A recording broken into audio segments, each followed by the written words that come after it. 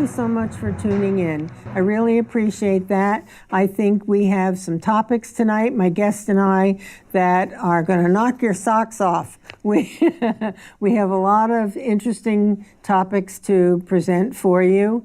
And as the show moves along and we have a chance to get into the topics at hand, then I would invite you, if you would like to call with a question or a comment, and then we'll keep going. The phone number will be on the screen.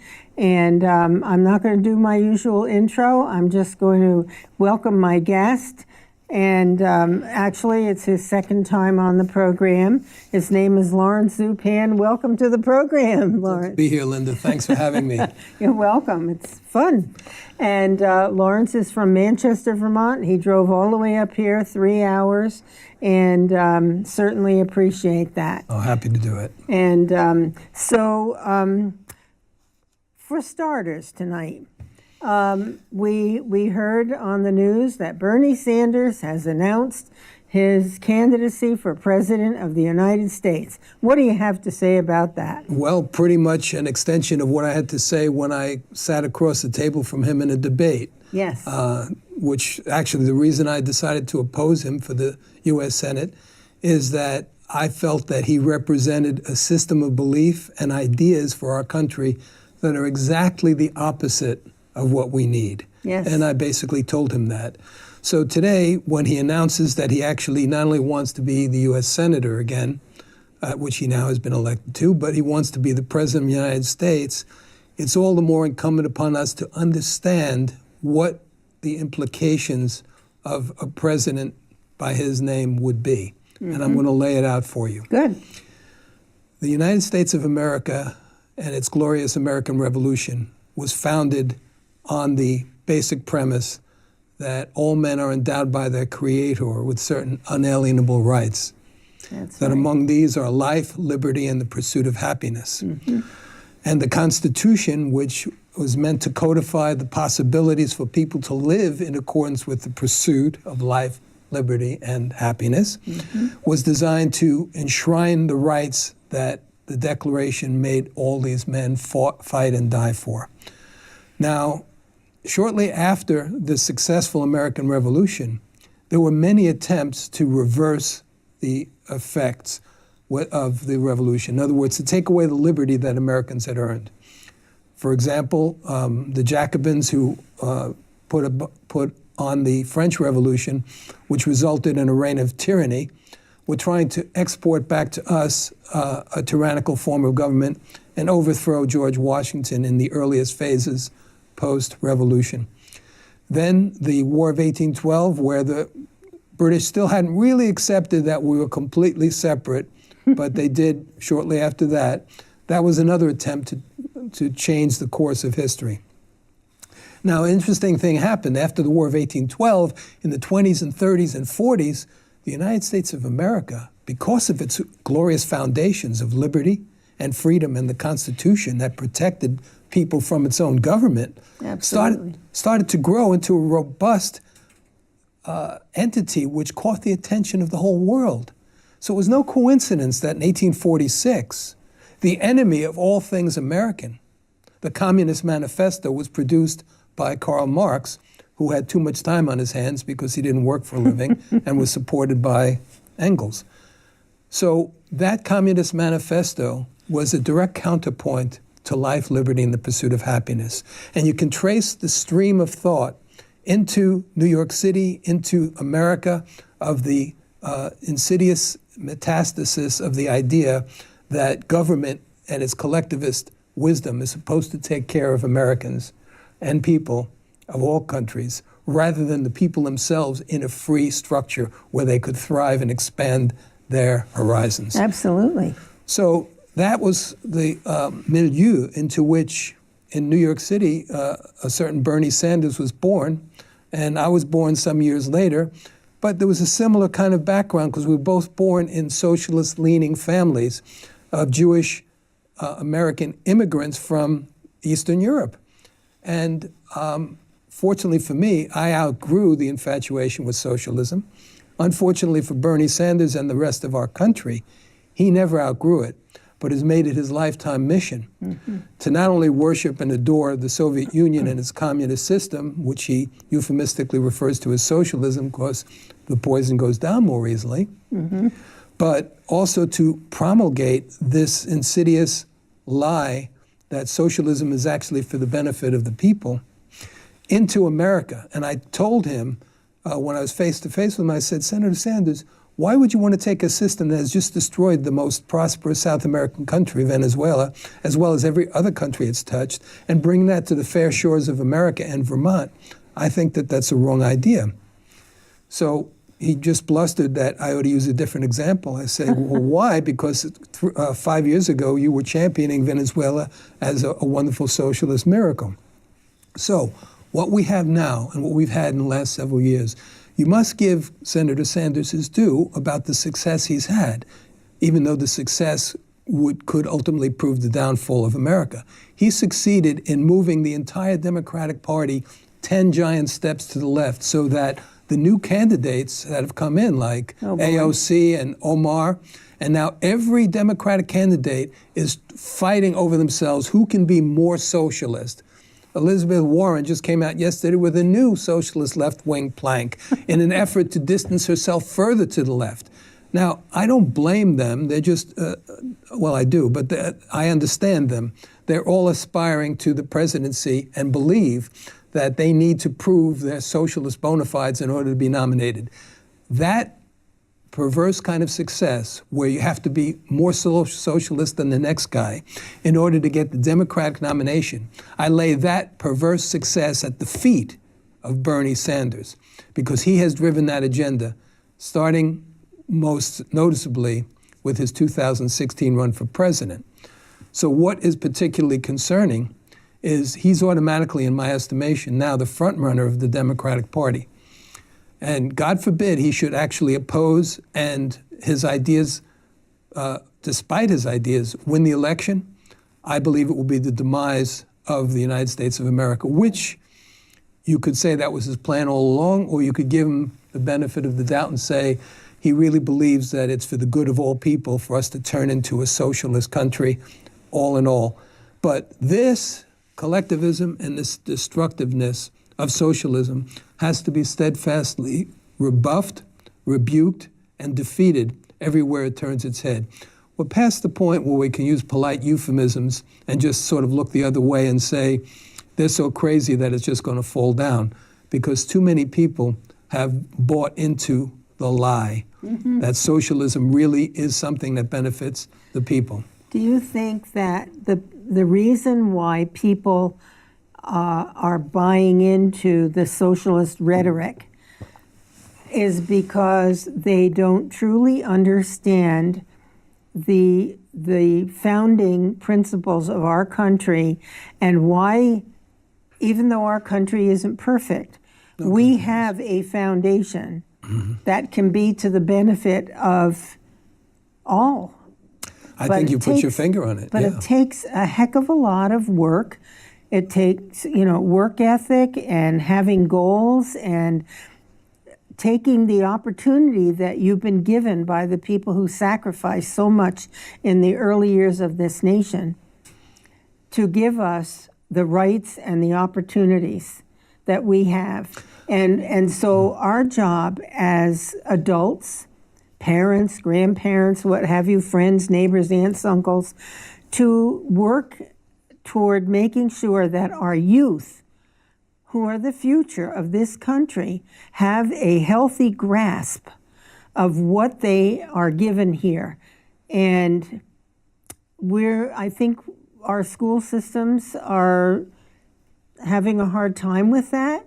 And I think the focus needs not to be on other countries and other societies and other, what do I want to say, lives in other countries that they're focusing on instead of, except as a comparison. I think you put your finger on it rather nicely, Linda. I think it is a lapse in education. When I went to school and when you went to school, we were taught at a very early stage what set America apart as an exceptional nation. And we were taught why it was exceptional. We were taught what our rights are under the Constitution. We were taught that for the first time in history, there is a country where its charter actually gives the citizens rights that are senior to the rights of the government. Absolutely. Unheard of. So now I was in line with what you were saying. In order to help with filling any gaps that might exist in the education, I'm going around to schools, and today out here in northern Vermont, I was at a school where one of the social studies teachers confided to me that when he took over, he found that even middle schoolers had hardly really heard much about the Constitution. Now, I don't know about you, but for a middle school 12, 13-year-old student not to know about the Constitution is societally as egregious as It's frightening. as a child not knowing who his mother and father is. And unfortunately, that happens all too often too, but it's not norm and it's not optimal. So part of the joy I have in life right now is going around and talking about how the Declaration of Independence set the stage for our separation from a tyrannical regime. King George III. Him, and also how it gave rise to the U.S. Constitution, which, after the Bible itself, is probably the most inspired and useful document produced in the history of the world. I agree. And that's why so many countries that have followed our model of governance, to the extent they followed it, have replicated our prosperity. And it's to that extent that we're meant to be a light to the nations, in my estimation. And I don't, people say, oh, well, isn't that arrogant, saying that your system is better than other people's systems? Well, no. I mean, if I even went to a restaurant that was better than the one down the street, I would say to my friends, this restaurant's better, you ought to try it. If we have a system that clearly has outperformed all expectations of the world throughout its 243-year history, why wouldn't we want to share that system with whomever wants to freely avail themselves of it? Well, I concur with what you say, Lawrence, and what I'm seeing today in our country is the likes of nothing that I have seen in my lifetime. There seems to be so much anti-freedom and personal power, and more effort toward the government controlling healthcare and education. Do you know?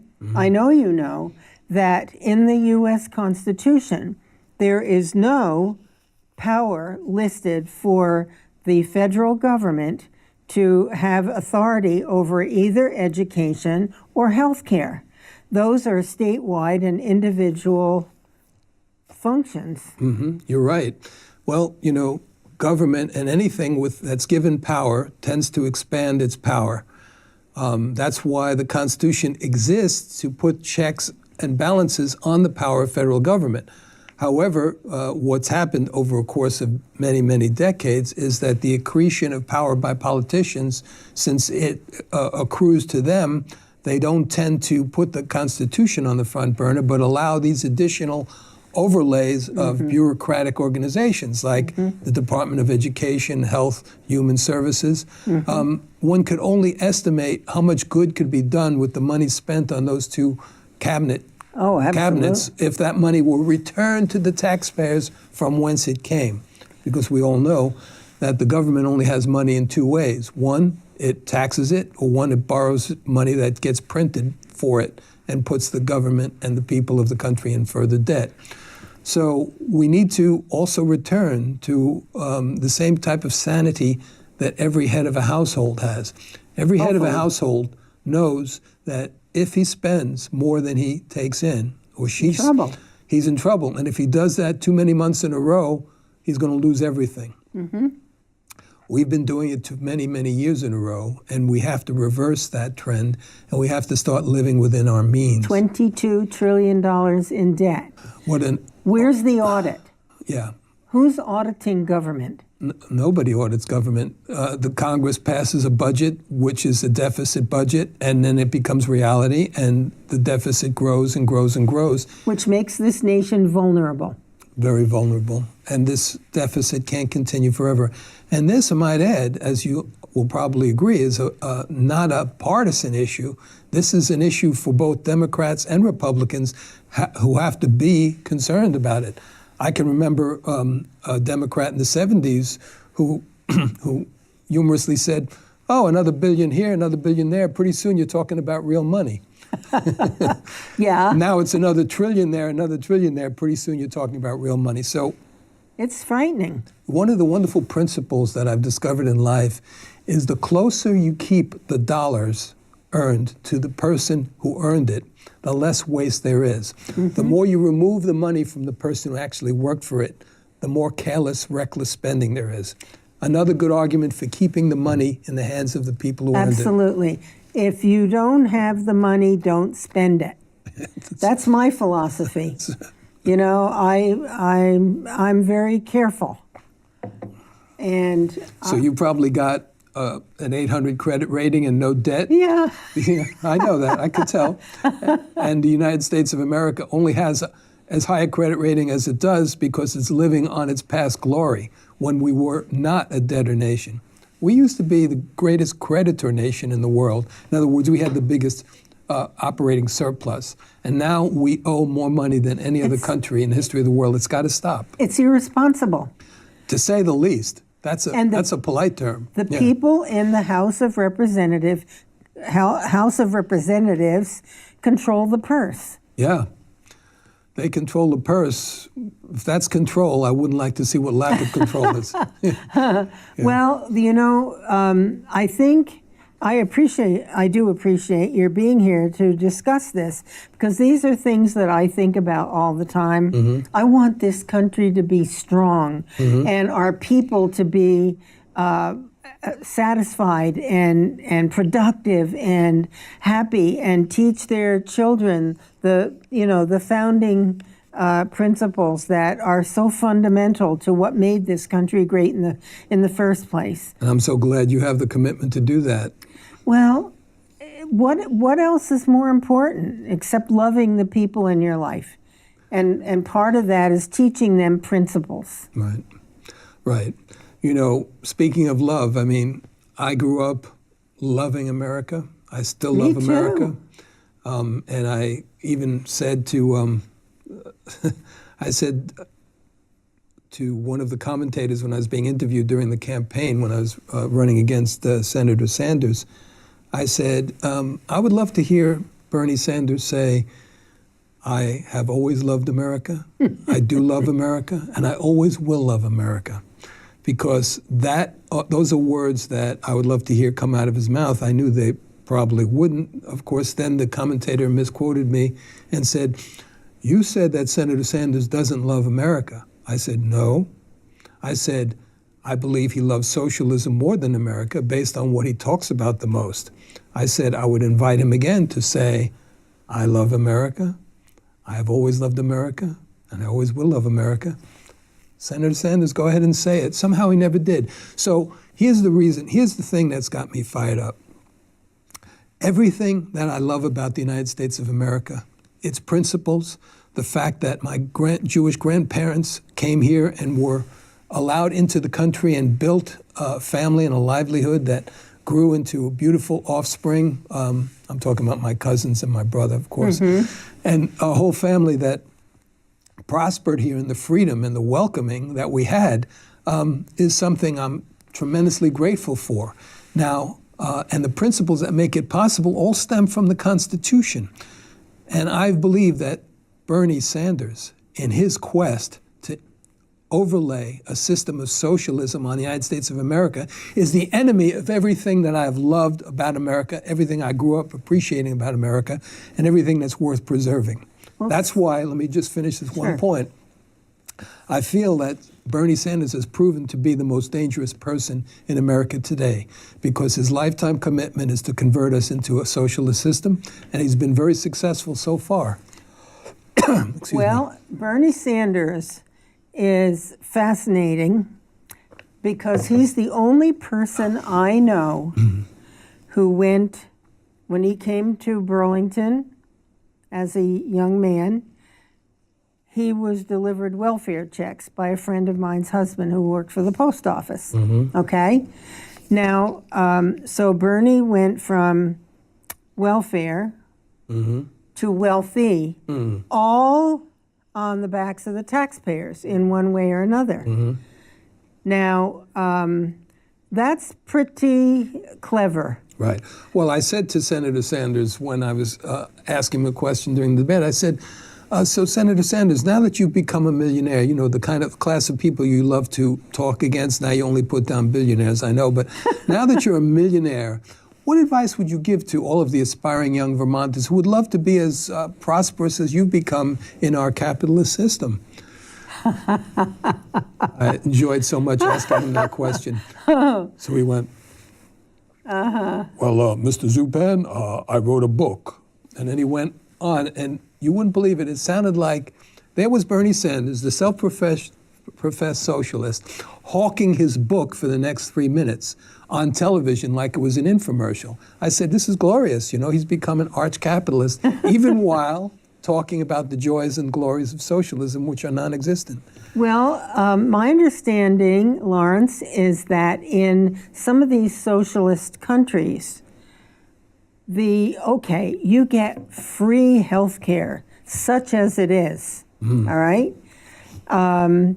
And free education, such as it is. But the government takes 70% of your income. Right. So you don't have the flexibility to decide what you want to do with the money you earned. If you were taxed instead of 70 or 60%, 30%, you'd have plenty left over to buy your own health care. Right. And shoes. And you'd still be contributing to, you know, the structure of the roads and things like that that are important for our society as well. But you would have the individual empowerment to spend your money the way it's important to you to spend it. That's called freedom. It's what it's what our country was based on. I mean, we didn't even have an income tax till 1913. Right. That was Woodrow Wilson. Woodrow So what we had is we had a country that was growing by leaps and bounds, that was exciting and surpassing all expectations of the world, and where it was a magnet for people who wanted to come here and with their ambitions and dreams to be expanded and fulfilled here.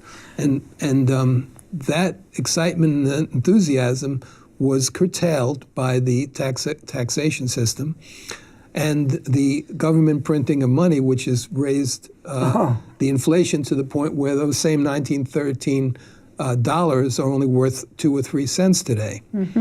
So government needs to be limited to the constitutional role that was prescribed for it. Amen. Raise an army, you know, the infrastructure of the country, keep us safe. National defense is the single most legitimate role of the federal government. Absolutely. Which is why I can't understand why, with a perpetual invasion of our southern border, people who love America or proclaim that they do, are opposing a defense barrier called a wall, which, you know, you want to know who's had successful walls? Israel has a successful wall. Russia has a successful wall. 65 countries. Hungary, Turkey on the Syrian border, and walls actually work. Yes, and if you want to come into this country, we have a system of immunization, legal immunization. Immigration. Thank you. It's okay. That's the nurse in me. That's the next subject, immunization. Yeah. You're jumping ahead. But respect our laws, respect our people, go through the legitimate process, like the people who came from Europe, like your grandparents and my grandparents. They kissed the ground when they came here. They were so excited. They worked their fannies off to, you know, to make a life for themselves. They contributed to society. They didn't come and say, "You owe me." You know, what are you going to do for me? Yeah, really. Or create crimes and all other kinds of things that are going on today. So we need that wall. Amen. We do need the wall. Yes, we do. And we need it now. We need it yesterday. Yeah. Absolutely. So, folks, we need the wall. And it's not cruel, and it's not sinful. No, like what's her name says. I mean, all the same people who are opposing it, Pelosi, Schumer, I forget who else, and even Sanders, Waters. had, before Donald Trump was president, they all supported the wall. They voted for an appropriation of $26 billion for a wall. And now the $5.7 billion that Donald Trump wants is all of a sudden a terrible thing to do to these poor immigrants. Let's be honest, folks. What you really are opposing is Donald Trump, not the wall. And you're putting your hatred for Donald Trump ahead of the vital issues of protecting the security of the American people, and that is truly a disgrace. Amen. Yep, I agree 100%. Well, I have a whole sheet of topics here that we can touch on. Let's see. We covered Bernie Sanders, I guess. Well, yeah, we've covered him as much as we probably need to. And you know, one more thing on that, socialism. It seems that young people are buying in to the socialism idea because free college, free health care. Well, where does that money come from when your country is already $22 trillion in debt? They don't understand, you know, as you grow a little older and work for a living, you understand that there really is no such thing as free. It has to come from somewhere. It either creates a debt or it's taking money out of somebody else's pocket to put it in your coffer to pay for your health insurance or whatever. And that is just legalized theft. Yes. The only other option is to work hard, earn your money, save, pay off your debts, whatever, you know. And I would say this to all the young people who are enamored of socialism. What Linda just said about working hard, living within your means, producing for yourself, earning a living, that's not cruel and mean. Actually, that gives a person a level of inner satisfaction, confidence, and a sense of a strong personhood. It's exciting. And it's exciting and it's creative. That far surpasses letting somebody else take care of you, which makes you passive, weak, and useful for nothing. That's not the way you want to live your life. You want to find what is the best and highest use of the creative energy and life that you've been given, and put your life into that. And you will find that you will produce above and beyond what you need to take care of yourself and other people. And that is truly a joy. You bet it is. And as I said to the students when I had an opportunity to speak with them a couple of years ago, that the more that government does for you, the less control you have over your own life. Right. You probably heard it said in a similar fashion, a government that is big enough to do everything for you and give you everything is big enough to take it all away. Absolutely. So whose destiny, who do you want to control your destiny? Some governmental entity or your own self?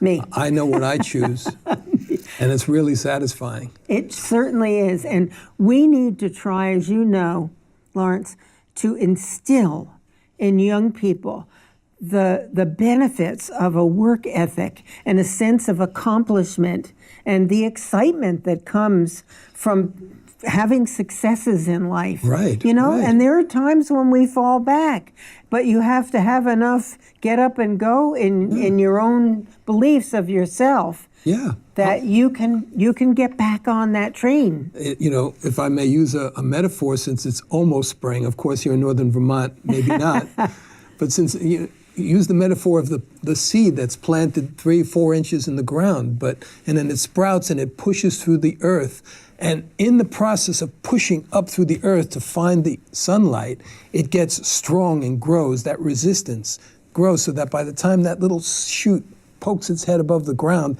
it's already got robust energy to grow into a big plant. It's a beautiful thing. It is. And that resistance and that effort is what made it grow to its full stature and glory of maybe a big oak tree. So it's the same way with people. Yeah, and or even to use another example, if you do push-ups, No, thanks. Okay, not everybody has to do them. I do my push-ups every day, so I'm reminded of God this. bless. Yeah, so I do my push-ups, and the last 6 push-ups of my 26 a day are the hardest. But I say to myself when I want to quit at 20, I say, next 6 are worth more than the first 20, so go for it. And then when I get to 26 and I just want to drop, I did it, I say, Zupan, 4 more. I say, Always the push. so I say, you wanted to quit at 20? Here's the price you're going to pay for wanting to quit. You're going to do 30. So then I do 30. And I'm not saying this to brag on myself, but when I do that 30th push-up, You feel great, right? Yeah. Mentally. I feel great, and I know that I'm empowered. Yep. And I pushed through my own mental resistance. And I worked, and I overcame the laziness of my body and the laziness of my mind. Sometimes our greatest fight is within ourselves. Really? Yeah. Doubting ourselves or not feeling like I don't have the energy or the drive to do this today. Instead of saying, you know what, I don't feel like doing this today, but darn it, it's the best thing for me to do, and I'm going to make myself do it. Right. And then when you've done it, like you just said, it lifts you right up. That's the best. It's the best. It's psychology, too. Yeah. Then you can enjoy whatever's next with a real happy heart. Yes, exactly. Okay, I'm going to give you some other topics to choose from. How's that? Hit me with them. Okay. There's age 57. Age 57 is a disgrace to the state of Vermont.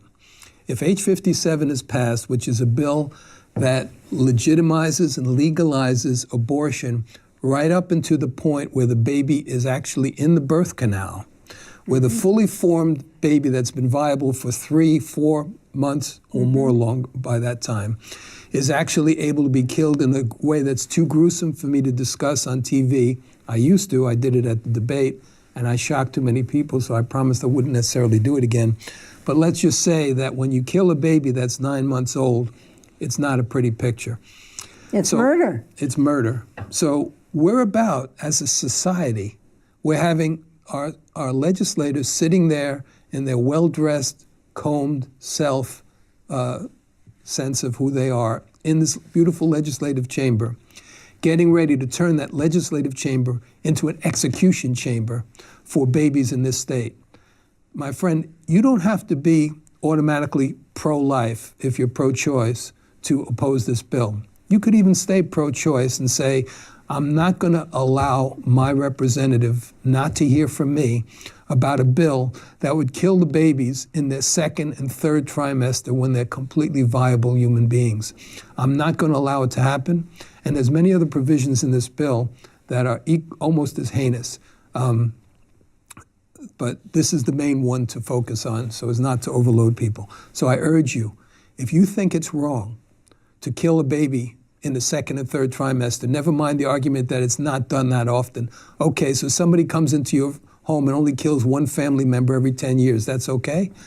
If you don't, so ignore that, that ridiculous argument. So if you think that that is a wrong thing to be done in your name, and believe me, your representative voting for it is doing it in your name, call that representative, write that representative, and let him or her know that this is wrong, and ask them not to vote in favor of age 57. There is a vote. This is what the information I have. Tomorrow, the House of Representatives in Vermont will be voting on age 57, tomorrow the or Thursday. abortion. So the call has to be made today or tomorrow morning. Yes, and if you call the Sergeant at Arms office, the number is 802-828-2228. And you identify yourself, give the community you live in, and then say you'd like to leave a message for Representative so-and-so, and ask them to please vote against age 57. They'll deliver that message to the representative. That's right. Yes. That's right. That message will be sent to the representative. Okay. Here we have gun control, family leave, Act 250. Take your pick. Well, what these proposed legislations or existing legislation in the case of Act 250 have in common is they're a perfect example of the greater subsuming of rights of private property and human liberty by the overarching wisdom of the government. No. And this, I'm using wisdom I know. in a sarcastic fashion. Forgive me for it. That's but, fine. What we need to do is we need to look at legislation and ask, does a piece of legislation enhance the liberty of the citizens of Vermont and protect their rights, or does it do the opposite thing? Talking about Act 250 in particular, I have personal experience with this because 30 years ago I sought to develop a piece of land in southern Vermont. It was 96 acres. The Act 250 Commission, utilizing its 10 criteria, determined that almost half of my land, deer occupied it. Imagine that, deer in Vermont. Now, that deer browse there in the winter. Now, mind you that a quarter of a mile across the valley is hundreds of thousands of acres of the Green Mountain National Forest. The poor deer were not hurting for a place to lie down. But they decided that 36, more than a third of my 96 acres would not be allowed to be used for homes because deer lie down there. And when I said, what? They said, Mr. Zupan, we could have taken more than half of your land, so just sit down and be quiet. They didn't say it in exactly those words, but that was the gist of it. So on my 96 acres, I was able to, after 2 years and $100,000 in expense, have 10 lots on my 96 acres. So this was an unconstitutional seizing of the economic value of my land. Mm-hmm. Let me put it this way. If it was such a compelling societal value that the state of Vermont had to preserve 36 of my acres for the deer, okay, then why only make me pay for it? All the taxpayers of Vermont should reimburse me for the value of those 36 acres. If that was the rule, the taxpayers would jump up and down and say, we're not paying for that. Exactly. And because it's not worth us paying for, but this unelected bureaucratic group called Act 250, in their wisdom, decided that I would have to sacrifice my 36 acres value because, after all, I'm just an evil free enterprise entrepreneur anyway. And there's no fighting that legally? Well, I did, but I could have spent a lot of more money going to the Environmental Commission, but I was advised by my lawyer, who didn't come cheap either, that I'd probably lose there because of the power of the Act 250 Commission. So I had to make a whole second submittal of my application, not utilizing the 36 acres. That's terrible. That's what happened. So this is already old story, water over the dam. Mm-hmm. But the point is, this has happened to dozens and scores of other creative entrepreneurial developers who've come here and wanted to do things that have been stifled or driven up the expense of housing. We talk about the lack of affordable housing. Well, getting your Act 250 permit is a big chunk of the cost of producing any homes in the state. Mm-hmm. So on the one hand, the hypocrites talk about how we need more affordable housing. On the other hand, they do everything to make it impossible to produce. That's true. So now, in the last couple of years, I was hearing about this grandly announced Act 250 reform that was coming. I said, wow, naive me. That's wonderful. They're going to reform it. Well, guess what? Yes. Now, if you want to do a project, your project has to be carbon neutral. I wrote recently, dear legislators, the only time humans will be carbon neutral is when they're dead. Yeah, because we exhale carbon dioxide. And even then, if you're in your coffin, you might be exuding carbon. So you should be your estate should be sued for the carbon. Well, initially, when this country was formed, I don't remember which of the founders it was, but they wrote about life, liberty, and property. Yes, property.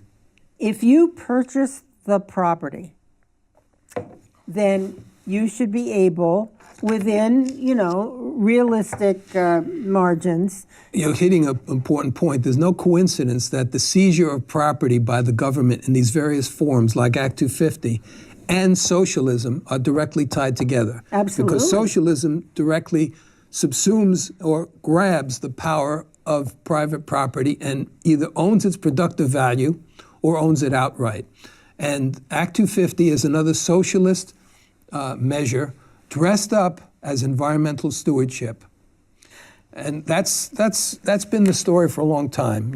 It's It's a green cover around a red philosophy. Well, what ties in with this, which I hadn't planned to speak about, but you're familiar with HUD, Housing and Urban Development. Ben Carson is the head of that. And there is a program that came out of the Obama administration. It's called AFFH, Affirmatively Furthering Fair Housing. Wow. And it's all about making sure communities will have no more say about the development, or the arrangement in their communities, because this entity is going to decide what can be in your community. And they want every community, so to speak, or a neighborhood to have the same number of poor people, big housing, small housing, group housing. They want it all equal everywhere. So this is another example of governmental overreach into areas it has no business in. These are decisions that should be left to the individuals and the local communities to make Just with their like own local education. zoning. Yes. I would hope that Ben Carson is spending his time there figuring out how to dismantle the agency he's working for. I certainly hope so. And we need to get rid of the Agency of Education as well. We need education determined not through Common Core, which, who's the head of Microsoft? Bill Gates gave $350 million to states to get them to buy in to Common Core. Education. It's not education, it's indoctrination. Okay, I've had my say. So you also asked me about family leave and guns. Yes. Okay. Family leave is a wonderful phrase, and it's a wonderful thing. If families are able to take time to spend with the newborn, it's a wonderful thing. There's no question about that. I'm very glad that my 3 children had their mother not only for the first 3 months, but longer, because thankfully I was able to provide for them so that their mother could stay home and raise them. For the mothers and fathers who both have to work, to say that the government can mandate that an employer and employee together must pay a tax to pay for family leave is another form of government overreach. Each company should be able to work out a plan or not with its employees that works for the two of them combined. And then based on that, the best outcome will occur. And it will occur without government bureaucratically spending money to enforce a law that they shouldn't have passed in the first place. So that's what I have to say about that. Now, as far as gun control, I looked with regret in his last term as Phil Scott broke a promise to not impose any additional gun laws and allowed this additional gun law to be passed with his signature. And I predicted last year that that was going to be the first foray of the anti-Second Amendment lobby to bring in a whole host of new anti-gun laws. And of course now there's several different measures on the ballot, not on the ballot, on the agenda with the legislature. So the government has almost no business, if any business at all, legislating the possession of firearms. The only potentially justifiable occasion would be, the only justifiable occasion is when somebody has committed a felonious crime. They have forfeited their right to own a gun. But the increasing encroachment on the right to possess and bear arms, how ridiculous is it if you're a homeowner and you have a gun to protect yourself to have it locked up? I know. How stupid do you have to be to propose an idea like that? Pretty stupid. Pretty stupid. You come to my door and you break your way in and you're standing there. Wait a minute, I'll be right back. I have to assemble my gun, safe. unlock it, and put the bullets in. Then I'm going to come back and I'm going to take care of you for breaking into my house. Would you mind waiting a few minutes? Oh, would you like a cup of coffee? Yeah, exactly. Yeah. I mean, come on. Well, obviously they want us defenseless. So, well, we have How to... do you protect your family? Well, you have to resist these ridiculous laws steadfastly. You have to, again, call that sergeant of arms number and let your representative know that you're against all new measures to restrict the right to keep and bear arms, period. 828-2228, folks. Don't hesitate to call. These things are important to our individual freedoms and rights. So you're probably about to ask me about the carbon tax, too. Yes, go ahead. So as I wrote recently, some people listening might be able to remember the Beatles song. It's called Taxman. If you try to drive, I'll tax the street. If you try to walk, I'll tax your feet. Ooh. Taxman. Ooh. Yeah. So now you try to breathe, I'm going to tax carbon. Indirectly, the production of carbon, by people saying the production of carbon is the greatest evil that we face as a nation and the greatest risk, and the world is going to end in 12 years, is just a thinly disguised way of saying we hate people and we think the population should be reduced. Well, that's what they want. A lot of these people want that anyway. What I'm here to say is that the earth is here for humans to live in and enjoy. I'm all for responsible environmental stewardship, but when you try to tax the normal production of carbon dioxide because people are exercising their need to fuel their houses, drive their cars, and breathe, and build a house and have trucks driving the equipment to that place to build that house, you have gone too far, and you've basically put another nail in the coffin of the environment, of the Vermont business environment and reputation, which is already 50th in growth in an otherwise strongly rebounding economy.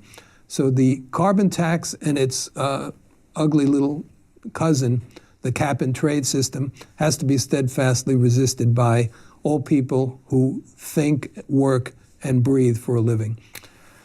I do not buy into all of this. Well, even if you do... Climate, what do they call it? Well, because global warming, they had to change the name because it wasn't warming so much.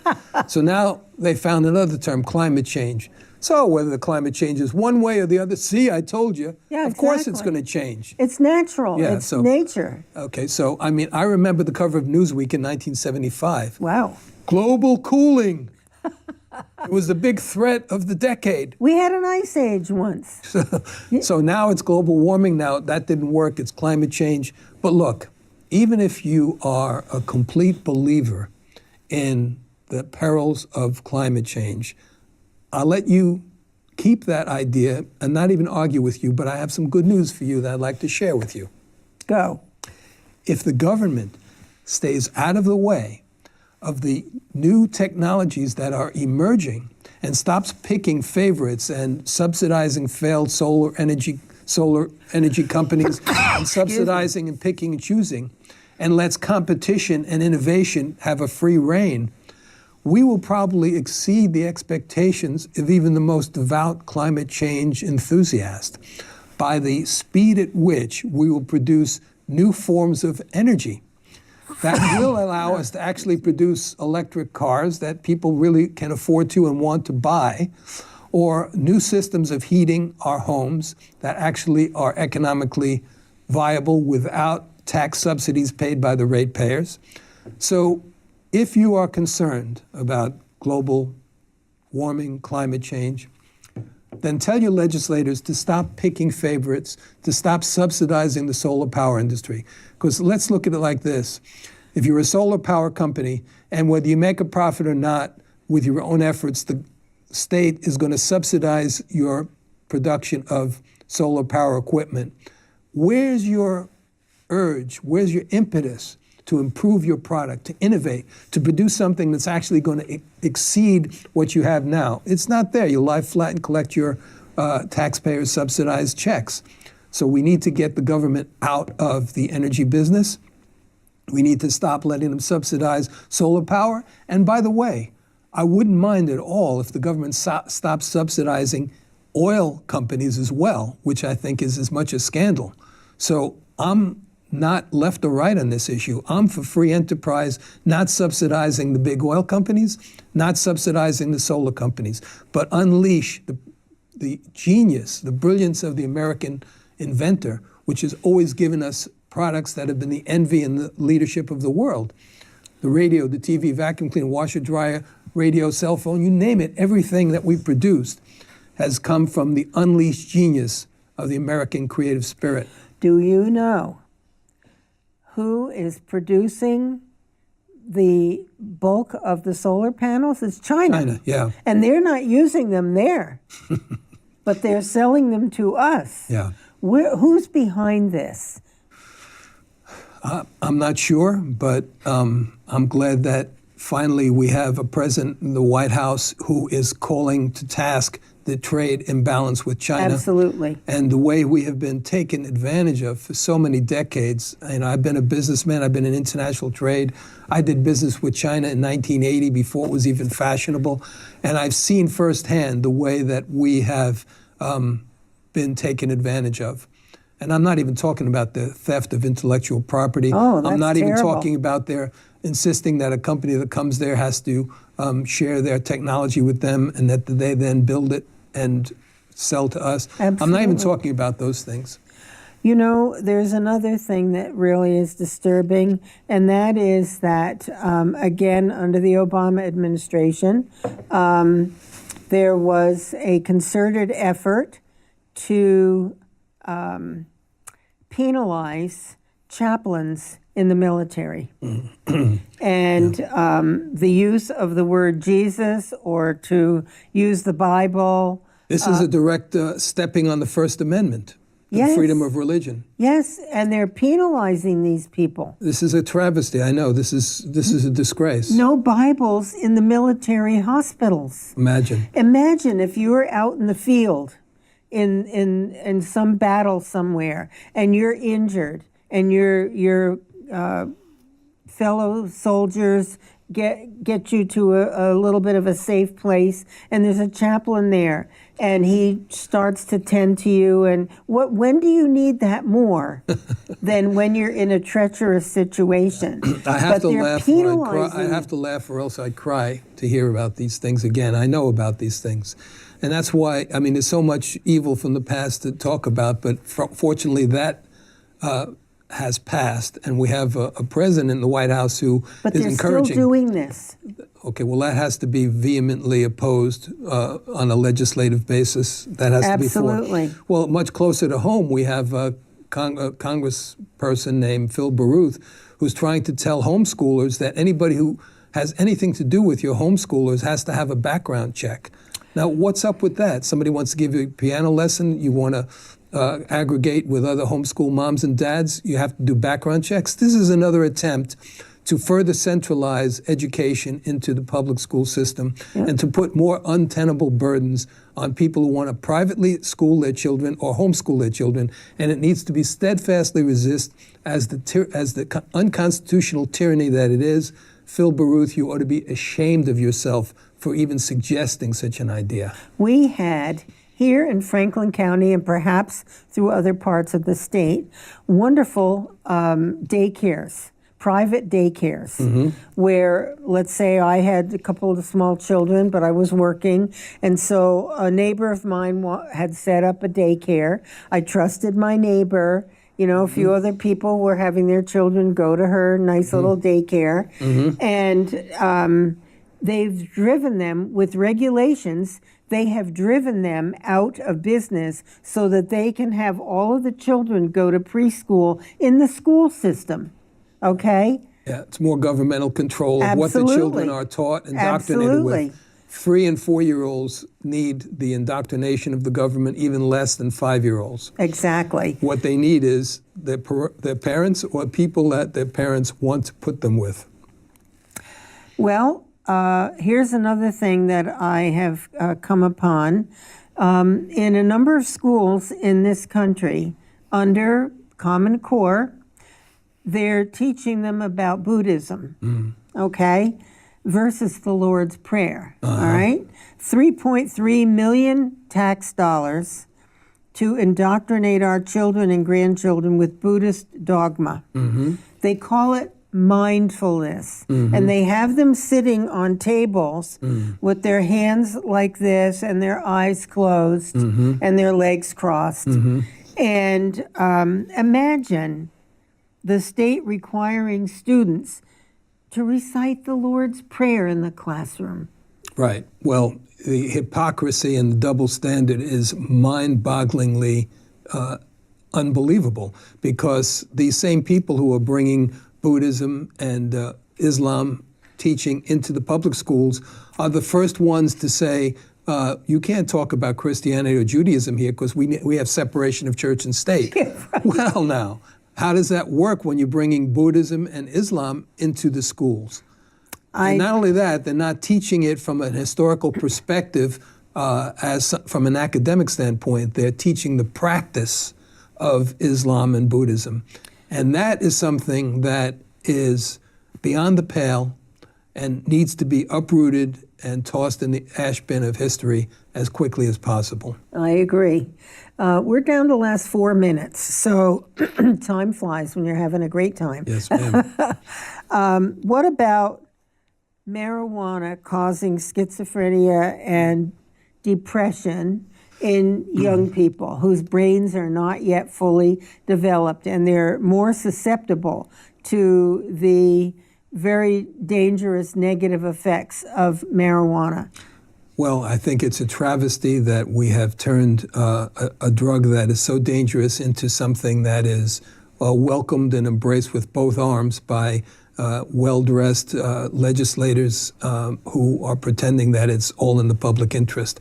See, I remember the 60s, and I know what the effect of marijuana used to be.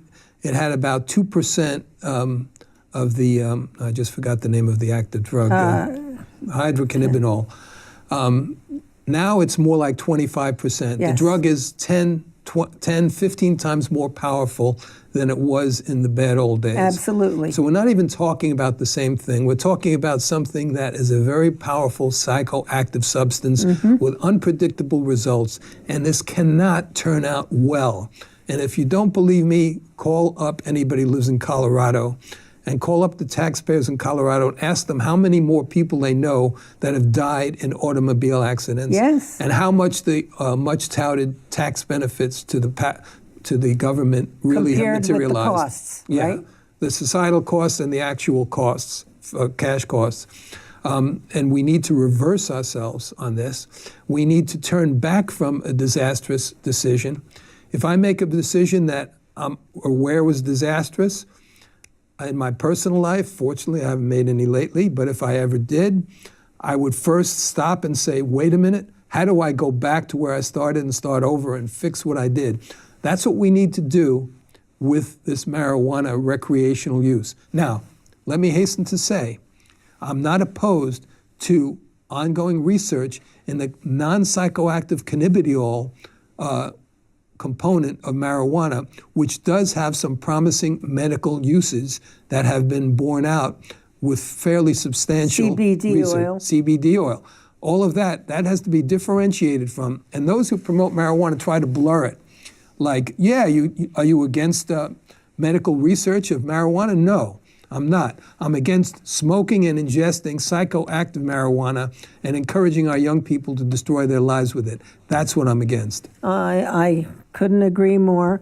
We're down to our last minute and a few seconds, so I want to take this opportunity to thank you for who you are and what you're doing, reaching out, going to schools, talking with young people, coming on the show. I hope you'll come back another time. Be delighted. And I just really respect what you're doing, respect you for that. And it's so critically important, as you know, Lawrence, for people to hear these things and to understand these things. And few folks who are watching, I hope you learned a lot from this. I hope you'll do a lot of thinking about the discussion tonight and find out more. Do your own research on a lot of these things and speak to your legislators. with that, I just want to say thank you so much for coming on the show once again. Thank you, Linda. It's good to be with you. And you have a fine son who's supporting you and working with you. Thank you. I'm sure a great family. And I look forward to meeting your mother-in-law someday. Oh, yes. That'll be great. I'll tell her all about you. That's it, folks. Thanks for tuning in. I'll see you again next week. Good night.